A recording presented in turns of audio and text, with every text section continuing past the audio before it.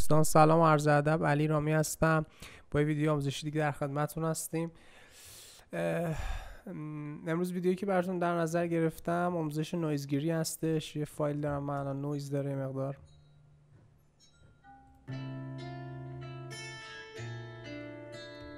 خب بیایم اینجا. نویز تو دسته ریستوریشن هست. ریستوریشن یعنی تجدید حیات یا اصلاح کردن یا همچین چیزی. ایکس نویز استریو رو باز میکنم روی این لاین و الان میخوایم توضیح بدیم به چه صورت هستش، پیچ‌های مختلفش. ببین رنگ قرمزی که اینجا میبینید اینپوت فایلتون هستش، صدای ورودی منه.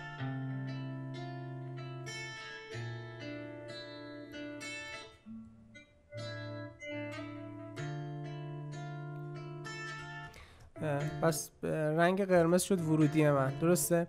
رنگ سفید ترشهولد منه که این داره بالا پایین میشه، میتونید سطحش تعیین بکنید. ببین داره میگه، ببین این نویز ریداکشن منه، ببین چقدر داره صدا داره میگه، صدا رو کشته اصلا. رنگ سبز آوتپوت منه، ببین قرمز ورودی من بوده، ترشهولد من سفید است که این بالا، تأثیری که گذاشته این آوتپوت این لاینه میشه. گزینه لرن رو که بزنید شکل موج ویو اصلی رو بهتون نشون میده. سه تا محدود فرکانسی داره، میتونید اینو نویزتون رو رو قسمت رزولوشنش رو لو فرکانس بذارید، مید رنج یا های فرکانس بذارید، شکل نمودارش فرق میکنه. اوکی، حالا من رو مید رنج گذاشتم. داینامیکش اتک ریلیز داره، های شلف داره که مد فرکانسی مشخص میکنه. گین میتونید زیاد بکنید همون های شلفتون رو. یه پیچ ساده هم داره. حالا این محدودش فهم، من نشونتون بدم چقدر نویز ریداکشن استفاده بکنید.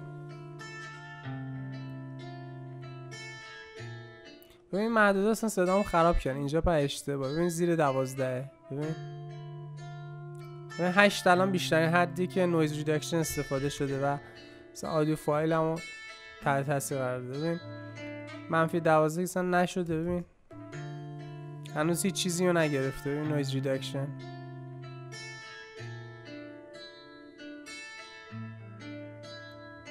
این تازه داره نویزا رو میگیره. رو دو سه دهم داره.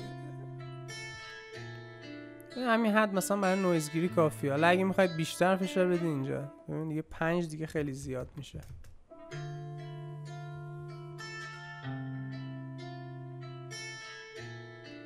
حتی این فایلی که من گذاشته بودم میخواستم شبیه سازی میکس آنالوگ باشه، اصلا نویز رو دوست داشتم داخل کار باشه و بچه‌ای که حالا فایل‌های مختلف دارن اگه فایلشون به این چه صورت هستن عوض باید بکنن، فایلشون مشکل داره. حالا امکان داره از میکروفونشون باشه، از فضای که دارن، حالا از سیما و کابلاشون باشه، یا دلایل مختلف داشته باشه، اصلا فایل ویوشون مشکل داشته باشه. که توصیه میکنم تو حالت اول، یعنی بیاد اول درست بکنن، فایل رو عوض بکنن و مشکل رو از اون طریق درست بکنن و حالا در نهایت اگه نشد کنترل بکنن از همین پلاگین نویز ریداکشن استفاده کنین. یعنی اصلا هیچی رو نگرفته نویز ریداکشن. ببین هنوز چیزی رو نگرفته ولی اینجا داره وارد عمل میشه تازه. ببین مثلا 3 نویز رو داره میگیره.